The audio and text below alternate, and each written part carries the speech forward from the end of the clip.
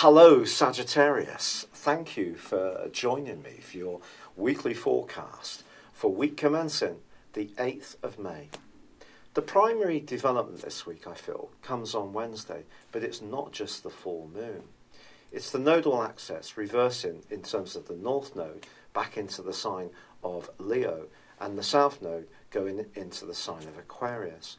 All this over the next 18 months is going to trigger a lot to do with how you think and how you communicate with others.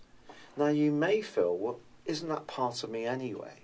And I think absolutely you're the natural philosopher, or certainly the most curious person of the Zodiac, and that's not going to be turned off. It's actually going to be heightened by this development. Now, this is the point of destiny. So it could see some Sagittarians even thinking about relocating overseas or learning a foreign language, going to university as perhaps a mature student, or just being much more flexible in the way you lead your life. But that natural appetite for you does come from the rulership of Jupiter of your sign. And of course Jupiter continues to track backwards, but is making two very important contacts this week. The first is probably one of the most upbeat of all planetary influences. It's with Mars. Now, of course, Mars is the planet of drive and is in your sector of relating at the current time. And the angle with Jupiter suggests that you may find that there's a group of people or some kind of collective or cause that really grabs your imagination this week and you want to be part of it. You could even turn out to be a leading member. It may be linked to sports or some kind of competitive activity or taking on a challenge. Or then again, it could be as simply as going away on a holiday with a group of mates that you really enjoy being with and you can let your hair down. The other influence, however, concerns Jupiter's ongoing quincunx with Neptune. Now, of course, these two are the rulers of Pisces. And I do think it's very, very important that when it comes to your friendships, that you're realistic about their emotional motives and also yours. Because the angle between Mars and Jupiter can almost think that nothing can fail. It can give us a sense of huge fortitude and self-belief, which in itself can be very good, but not if we're charging into situations without considering the downside.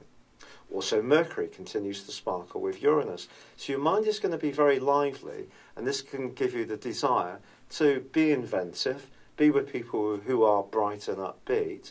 But actually, the Sun is in a very ordinary, inverted commas, part of your scope, asking you to grapple with everyday stuff like work, diet, health, not in any particular worrying way, more in terms of your overall welfare.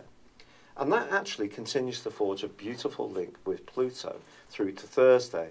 So if you are really concertedly focused on making some tangible improvements, they could be ones that can have a very deep benefit for you. However, the full moon on Wednesday does suggest that there may be something around you that you're not so conscious of. One of the things that often strikes me about Sagittarius people, and I have Mars and Saturn in Sagittarius, is this huge desire to keep expanding and to dust oneself down from any setbacks and go again. But it's possible that this full moon is just asking you to stay in touch with the more sensitive and even vulnerable side of your nature. Not to think yourself down through negative attitudes, but just to be in balance between the more practical and spiritual elements of your existence.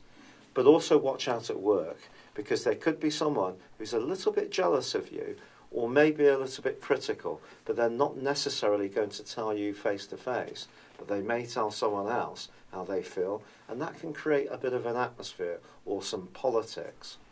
But generally, that angle between Jupiter and Mars is definitely one to really savour. It's very motivating. I just think you need to keep one foot very much on terra firma and think about the emotional considerations in your situation as much as anything else. It's been a real pleasure being with you. Thank you for joining me. Good luck and goodbye for now.